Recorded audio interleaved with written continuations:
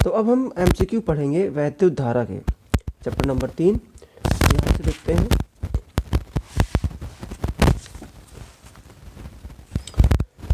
एक 24 ओम प्रतिरोध वाले तार को समबाहु त्रिभुज के रूप में मोड़ा जाता है। किन्हीं दो शीर्षों के बीच प्रभावी प्रतिरोध है। तो देखिए इसमें क्या किया गया है। पहले तो एक तार था ऐसे, इसका प्रतिरोध था 24 ओम।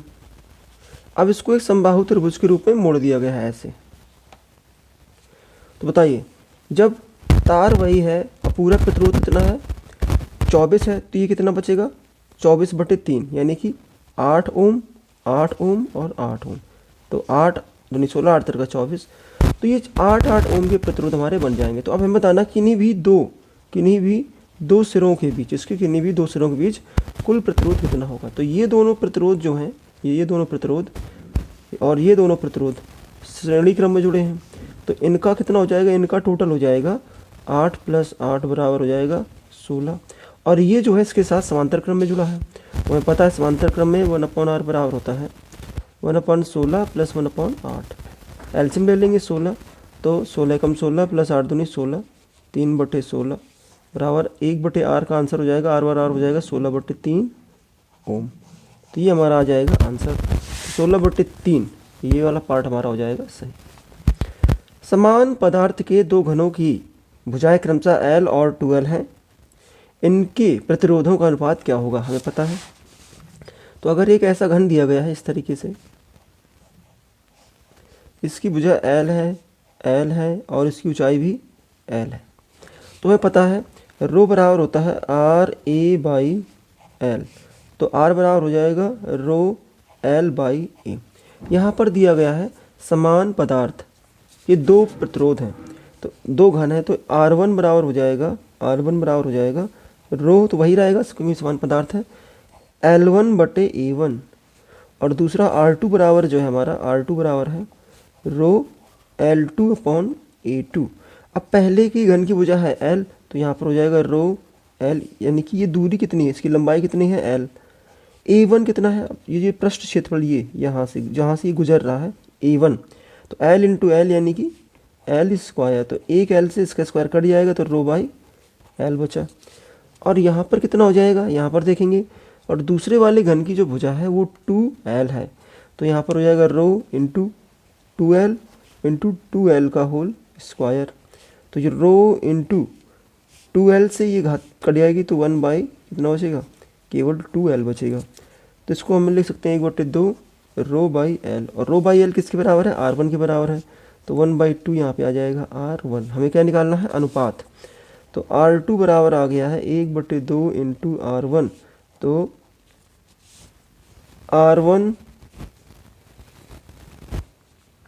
R2/R1 बराबर आ गया 1/2, या R1/R2 बराबर आ जाएगा 2/1। तो आंसर आ जाएगा 2:1। तो R1:R2 कितना आ जाएगा, 2:1। तो आंसर आ गया हमारा। प्रतिरोध की विमा है, तो प्रतिरोध की विमा हम इनमें से कौन सी होगी, तो निकाल लेंगे। हमें पता है V बराबर होता है IR, तो R की विमा क्या हो जाएगी। अब हमें इसकी विमा लिख देनी V बराबर होता है किया गया कार्य बटे आवेश बराबर IR। W Q बराबर कितना होता है I × T बराबर IR। अब यहाँ से I इसके नीचे आ जाएगा, तो W/I² T बराबर R। तो W कार्य की विमा mL² T-2 बटे ये हो जाएगा A² और ये हो जाएगा T बराबर R। तो m तो m ही रहेगा, L² T- ये ऊपर जाएगा तो माइनस का 3 हो जाएगा, 2 यहाँ पर, 1 इसका चलेगा, और A की पावर -2। mL² T-3 है -2। तो इसमें देख लेंगे कौन सा सही है, mL² T-3 A-2। तो C पार्ट हमारा हो जाएगा सही।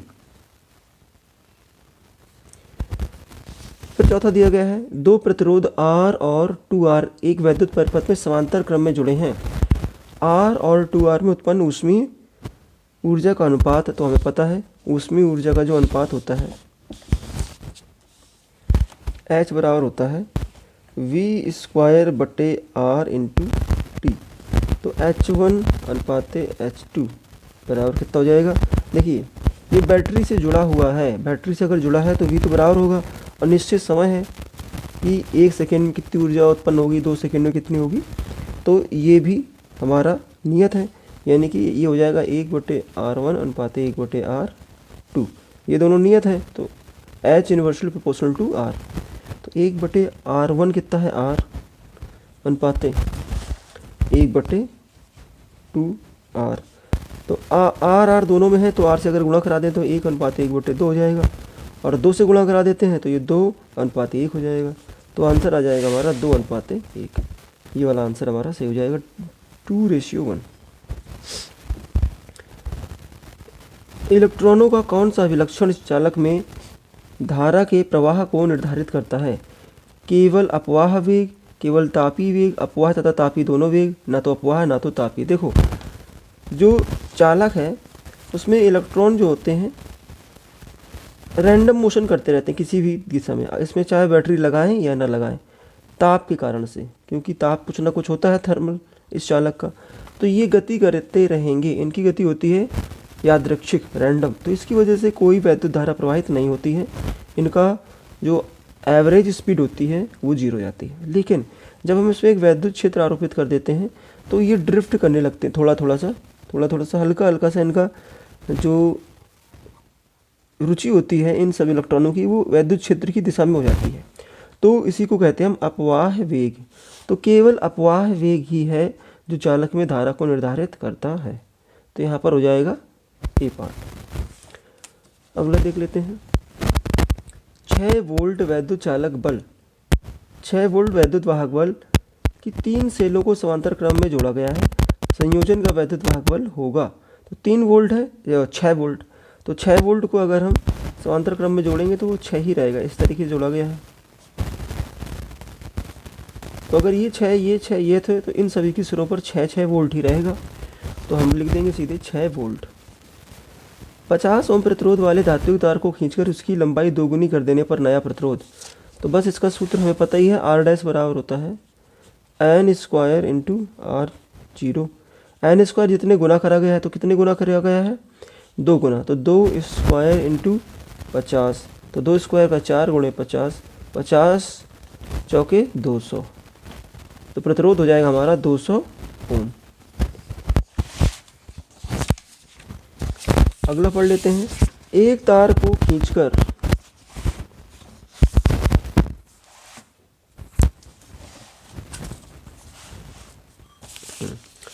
तो यहाँ से देखते हैं कि एक तार को खींचकर 2 गुना लंबाई कर दिया जाता है, इसकी प्रतिरोधकता का मान, प्रतिरोधकता यानी कि रो है, रो जो है सिर्फ पदार्थ पर निर्भर करता है तो अपरिवर्तित रहेगी।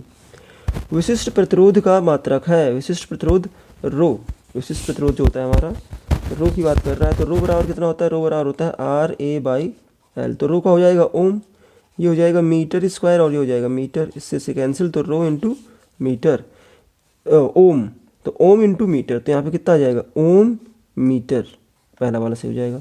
एक बेलनाकार चालक की प्रतिरोधकता या विशिष्ट प्रतिरोध एवं विशिष्ट चालकता का गुणनफल निर्भर करता है, तो 1/रो को हम कहते हैं सिग्मा विशिष्ट चालकता, तो इन दोनों का जो अनुपात हो जाएगा वो कितना हो गया, 1 हो जाएगा। तो इनमें से किसी पर निर्भर नहीं करता है, पूछा गया किस पर निर्भर करता है, किसी पर निर्भर नहीं करता है, 1 होता है, नियतांक है। विशिष्ट चालकता का मात्रक, तो अगर विशिष्ट प्रतिरोध का मात्रक जो था, प्रतिरोधकता का मात्रक था ओम मीटर था, तो ये हो जाएगा ओम इंटू मीटर का इन्वर्स, तो ओम इन्वर्स मीटर इन्वर्स, ये हमारा आंसर से हो जाएगा। किसी चालक की प्रतिरोधकता निर्भर करती है चालक के और की लंबाई पर, मोटाई पर, पदार्थ पर, इनमें से किसी पर नहीं, केवल पदार्थ पर निर्भर करती है। रो जो है, रो की बात कर रहा है, पदार्थ पर निर्भर करता है। किसी तार का वैद्युत प्रतिरोध 500 ओम है, इसकी वैद्युत चालकता होगी, तो वैद्युत प्रतिरोध जो है हमको R दे दिया है, R बराबर 500 ओम, तो हमसे वैद्युत चालकता पूछती है, वैद्युत चालकता और कितना हो जाएगा, वैद्युत चालकता हो जाएगी बराबर 1/R, 1/R कितना हो जाएगा 1/500 और ओम इनवर्स, तो 1/500 का मान कितना हो जाएगा बताइए, 1/5 गुणे 10⁻⁻2, 1/5, 5 दूनी 10, 0.2, 2 अंक बाद दशमलव यहाँ पे और खिंच जाएगा, 1 2 दशमलव 0 और ये 2, इतने ओम इनवर्स। तो ये वाला आंसर हमारा सही हो जाएगा। तो वैद्युत चालकता हो जाएगी हमारी, वैद्युत चालकता जो हो जाएगी कितनी हो जाएगी, 0.002 ओम इनवर्स।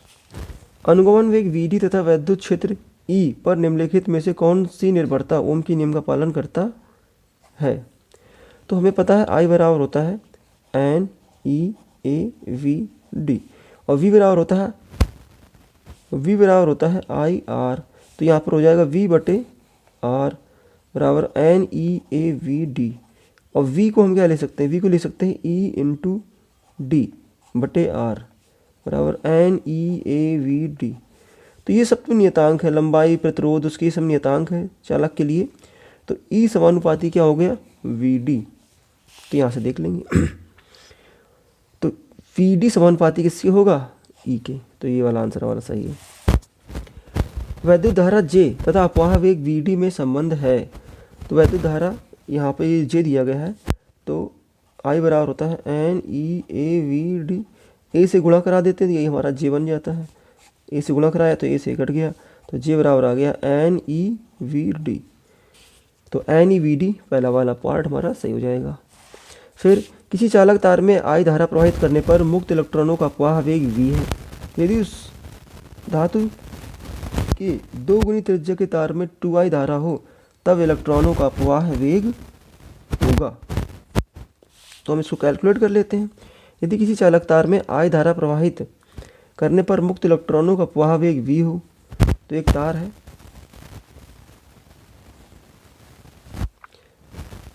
इसमें I धारा प्रवाहित हो रही है और मुक्त इलेक्ट्रॉनों का अपवाह वेग V है। तो I बराबर कितना हो जाएगा, I बराबर हो जाएगा N E A V, V हमारा अपवाह वेग है। A अनुप्रस्थ काट का क्षेत्रफल है। यदि उस धातु के 2 गुनी त्रिज्या के तार में अगर दो गुनी त्रिज्या कर दिया है, तो यहाँ पर अगर देखें तो हमें इसको N E पहले पाई R स्क्वायर V करना पड़ेगा और जब 2 गुनी धारा जब प्रवाहित करते हैं तो त्रिज्या भी इसकी 2 गुनी हो जाती है। तो N E पाई त्रिज्या 2 गुनी लेनी है इंटू V। कहने का मतलब यह है कि अब जो तार है वो ऐसा कर लिया गया है। अब इस पहले इसकी त्रिज्या थी R, अभी हो गई है 2R। V D, हमको VD निकालना है, कितनी हो जाएगी। तो बताइए इसका रेशियो अगर हम निकाल लें यहाँ पर इसका, तो NE से NE तो कट जाएगा, पाई से पाई कट जाएगा और यहाँ पर आ जाएगा I से I कट गया, 1/2 बराबर हो जाएगा R स्क्वायर V बटे ये हो जाएगा 4R square into VD। R square से R स्क्वायर कट गया, यहाँ पे आ जाएगा V/4 VD। तो ये इधर और ये इधर हो जाएगा, तो 4 VD बराबर कितना हो जाएगा 2V, 2 एकम 1 2 दूनी 4। तो VD बराबर कितना आ जाएगा V/2, V/2। तो आंसर आ जाएगा C आ जाएगा V/2। एक 100 वाट 220 वोल्ट का बल्ब 110 वोल्ट की सप्लाई से जुड़ा है। बल्ब में वह होने वाली शक्ति ज्ञात कीजिए। तो इसको हम सॉल्व कर लेते हैं।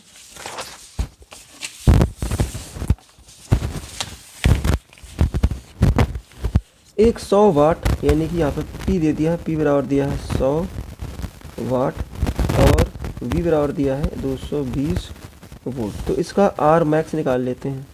R मैक्सिमम कितना हो जाएगा, P बराबर होता है V स्क्वायर बटे R। तो R बराबर कितना हो जाएगा, R बराबर हो जाएगा V स्क्वायर बटे P। V स्क्वायर कितना है 220 गुणे 220 बटे P कितना है 100। इससे ये कटा, इससे ये कटा, 22 का वर्ग होता है 484 आर मैक्स आ गया हमारा। अब हमें क्या चाहिए,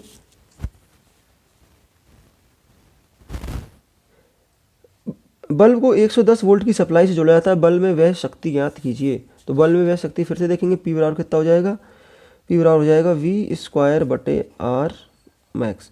अब जो सप्लाई है वो सप्लाई कितनी है 110 वोल्ट है, 110 वोल्ट की सप्लाई यहाँ पर लगाई गई है। तो 110 गुणे 110 बटे 484, तो इसको हम 22 गुणे 22 लिख देते हैं। तो 11 दूनी 22, 11 एकम 1, 11 दूनी 22। तो यहाँ पे 10 बचा, यहाँ पर भी 10 बचा, 2 पंचे 10 और ये 2 पंचे 10 बराबर कितना आ गया 25 ओम।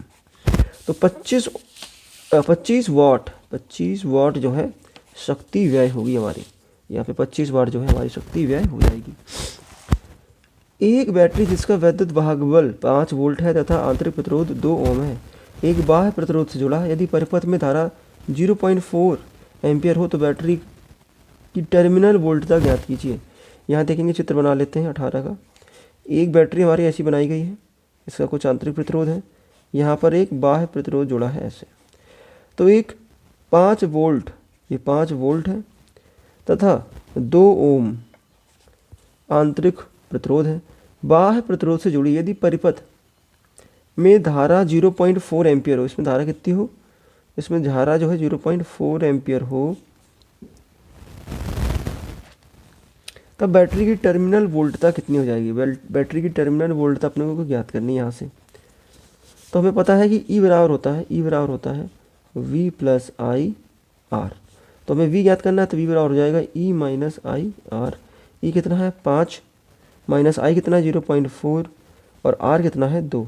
तो 4 दूनी 8, 0.8 माइनस 5 में घटा देंगे तो ये आ जाएगा 4.2 वोल्ट। ये V हमारा आंसर आ गया।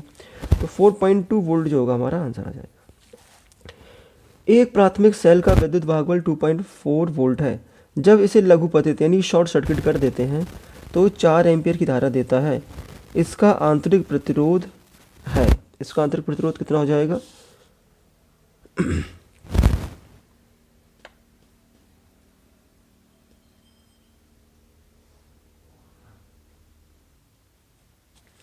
तो हम यहाँ पे लगा देंगे E बराबर आई इंटू आर।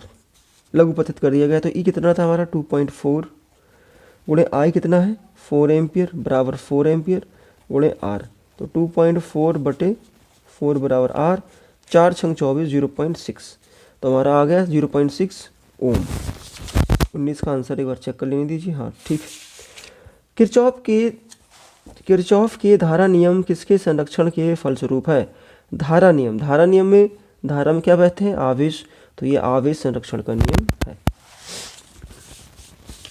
अगला देख लेते हैं।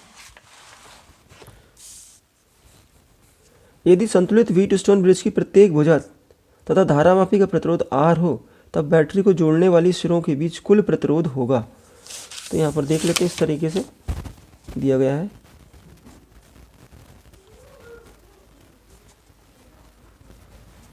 और यहाँ पर हमारा धारामापी है इस तरीके से, और यहाँ पर हमने बैटरी जोड़ रखी है। ठीक, तो ये भी R, ये भी R, ये भी R, ये भी R, ये भी R। अगर ये संतुलित व्हीटस्टोन है तो इस पर कोई धारा नहीं बहेगी। तो हमारा सर्किट ऐसे बन जाएगा, ये ऐसे और ये ऐसे और ये ऐसे, कुल मिला के ऐसे बन गया। तो 2 R श्रेणी क्रम में जुड़े हैं तो इनका हो जाएगा 2R, और नीचे की ये 2 भी श्रेणी क्रम में जुड़ेंगे तो इनका 2R हो जाएगा। अब दोनों किस में जुड़े हैं, पैरेलल में जुड़े हैं, ये दोनों पैरेलल में जुड़े हैं। तो पैरेलल का हमें पता है R बराबर होता है R डैश जो होता है दोनों प्रतिरोधों का गुणनफल, अगर 2 ही हैं, और दोनों प्रतिरोधों का योगफल। कुल मिला के 1/2R प्लस 1/2R हम निकाल रहे हैं 1/R डैश करके।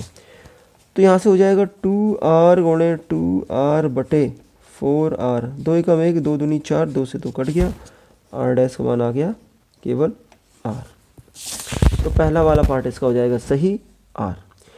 वैद्युत वाहक बल E का एक सेल प्रतिरोध R की सिरों से जुड़ा है। यदि सेल का टर्मिनल विभवांतर V हो तो सेल का आंतरिक प्रतिरोध ज्ञात कीजिए। तो यहाँ पर फिर से मैं चित्र बना देता हूँ। एक हमारी ये बैटरी है, इसका आंतरिक प्रतिरोध स्मॉल r है, यहाँ पर एक ये बाह्य प्रतिरोध जुड़ा है कैपिटल R। ठीक, तो मान लेते हैं इसमें जो धारा है वो I है।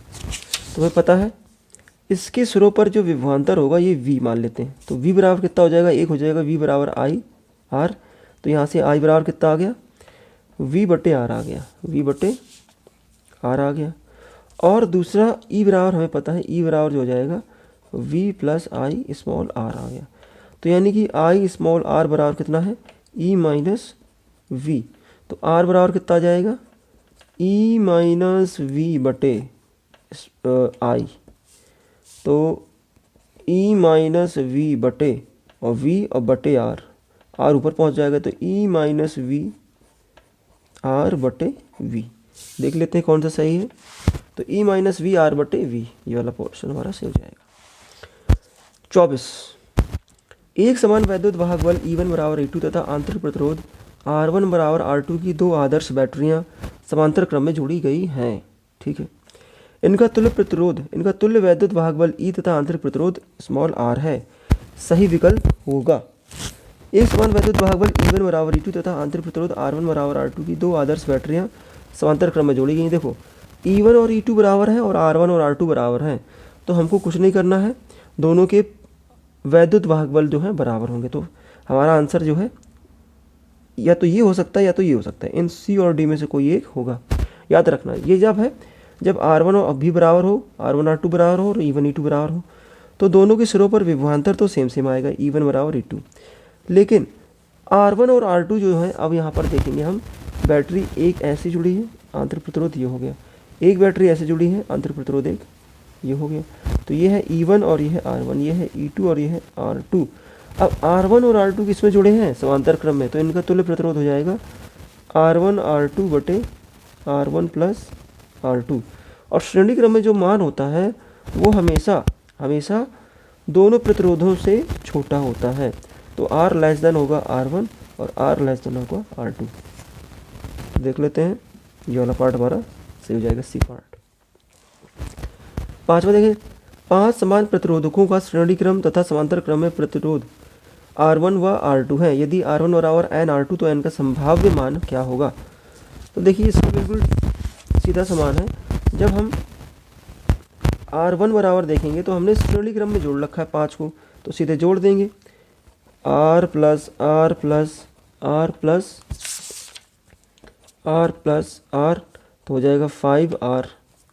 और R2 बराबर कितना है? इनको श्रेणी समांतर क्रम में जोड़ रखा है, तो समांतर क्रम में जो हो जाएगा हमारा मान वो हो जाएगा 1/R2 बराबर 1/R plus 1/R plus 1/R plus 1/R plus 1/R। तो ये हो जाएगा 5/R। तो R2 का मान कितना हो जाएगा? R/5। तो वैसे भी याद रखना है, अगर समान प्रतिरोध समांतर क्रम में जुड़े हैं तो सीधे जितने प्रतिरोधों की संख्या उससे भाग दे दिया जाता है।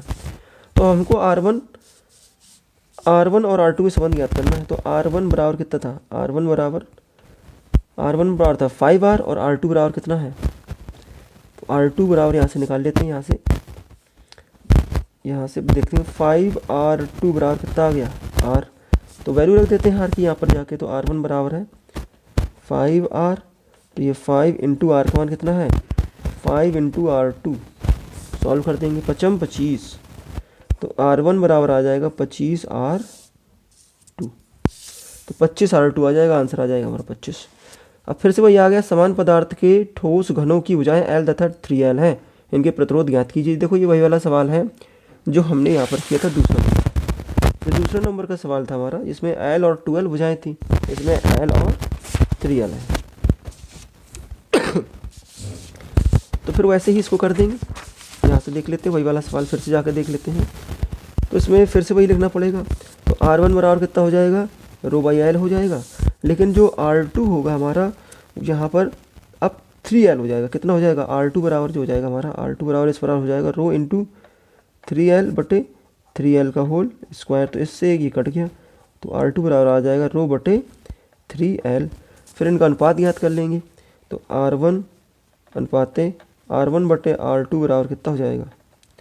R1 बटे R2, तो एक तो हो जाएगा यहाँ पर ρ बटे L और एक हो जाएगा 3 ρ बटे L। ρ बटे L से ρ बटे L कट गया, आंसर आ गया 1/3। तो यहाँ से इसको जो है हम यहाँ पे कर लेते हैं थोड़ा सा। तो R1 अनुपाते R2 बराबर कितना आ जाएगा? 1/3। तो 1/3 हमारा क्या आ जाएगा?